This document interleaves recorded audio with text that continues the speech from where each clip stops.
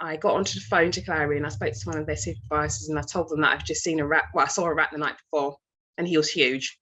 And he turned around and said to me, "You're going to have to stay there with the rats. We're going to have to stay in the house with the rats." And he's shouting down the phone as if, that's not how you talk to your customers.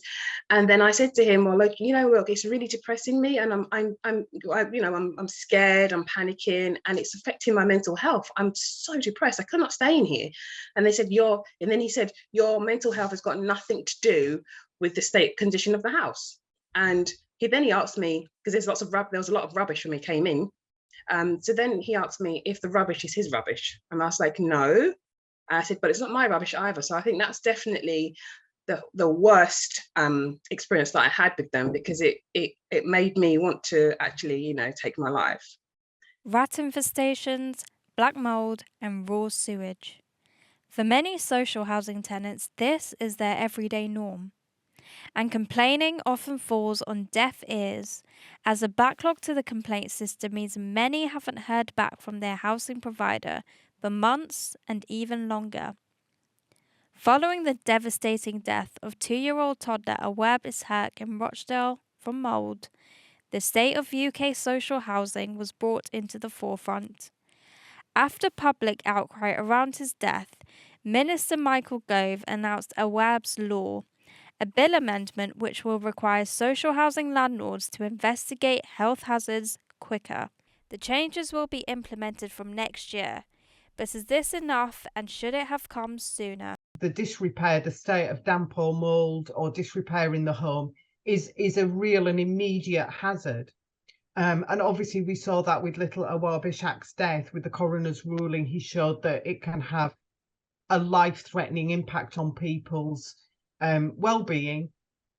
So waiting 8 or 9 months to get your case taken on by a housing ombudsman, assessor, or taken on by the tribunal is really far too long. We need something that will happen much more quickly. I spoke to Wilson Yellow, a tenant in London and Quadrant Housing who has dealt with many severe issues over the years. I'd been sitting out on that balcony, drinking, eating, not thinking anything, until I got really ill. They realised that it was sewage that was coming out of the pipes, raw sewage. So that sewage had been sprinkling down onto my food. Yeah, can you imagine? And I was eating that crap, literally. It got to the point where I thought, this is never going to stop. It's like, it doesn't matter if you sue them, they just ignore everybody. They ignore absolutely anyone I've ever spoken to. Councillors, lawyers, surveyors, plumbers, architects, they've ignored every single thing that's been put forward to them. And they've just come in and badged it up. Wilson Yellow has made multiple complaints to London and Quadrant over the space of 9 years. He cannot use his kitchen due to water damage and severe mould. He lives off takeaways. I also interviewed a woman who lives in a Peabody housing property. She decided to speak to me anonymously, and here's what she had to say.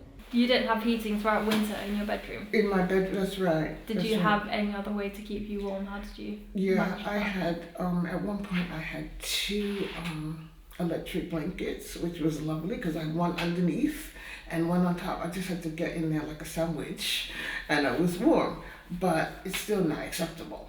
It's not acceptable for anybody, let alone someone who's elderly and disabled. And these people are paid by the government to house people who are vulnerable or on low or middle incomes, but they're just basically doing the absolute minimum, and I think they just see us as an inconvenience, really. All they care about is the building and the money. They don't even care about the building. Her situation is one of many who have been impacted. Taran Bakhtar, who is the policy manager for Shelter, tells me more. So we do know that more social housing tenants are dissatisfied with their way the landlord deals with repairs or maintenance than in the private rented sector. So there is significant improvements to be made on how landlords are treating tenants, whether they're treating them with the dignity and respect they deserve, and how they're responding to their complaints when they do have a problem. The situation we have now is one where the consumer standards in social housing, so that is exactly what I was saying, the treatment of tenants, the ways that landlords deal with repairs requests, the ways that landlords look after the needs of tenants if they have particular additional needs, is currently not regulated significantly at all.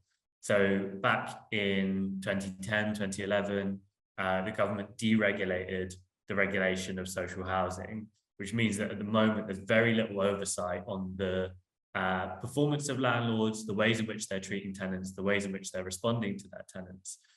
So we've been campaigning alongside Grenfell United since the fire in 2017 to make improvements to the way that social housing is regulated, to increase the monitoring and oversight of how landlords are providing their service, and to increase the extent to which landlords are giving a professional service to their tenants and treating them with the care and respect that they need.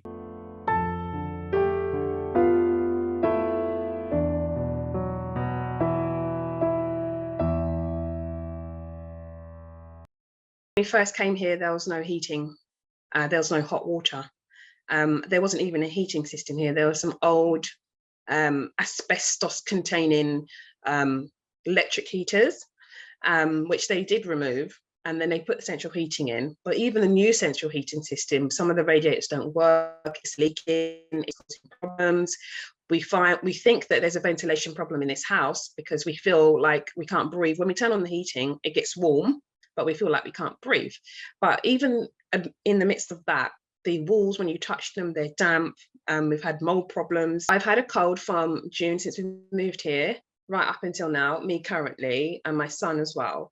And my daughter, she keeps getting nosebleeds. My husband, he gets headaches and he's coughing as well. So we're all quite sick because of this house. We know it's this house. We're just trying to put our finger on what it is. So it could be the damp, it could be the mold, it could be anything. It could, I don't know. We don't know, but it's definitely condition of this house why we're so sick. In a statement released to us, Clarion Housing apologised for the stress caused to Chanel. However, they said they did not find evidence of a damp or mould issue at their latest inspection in March.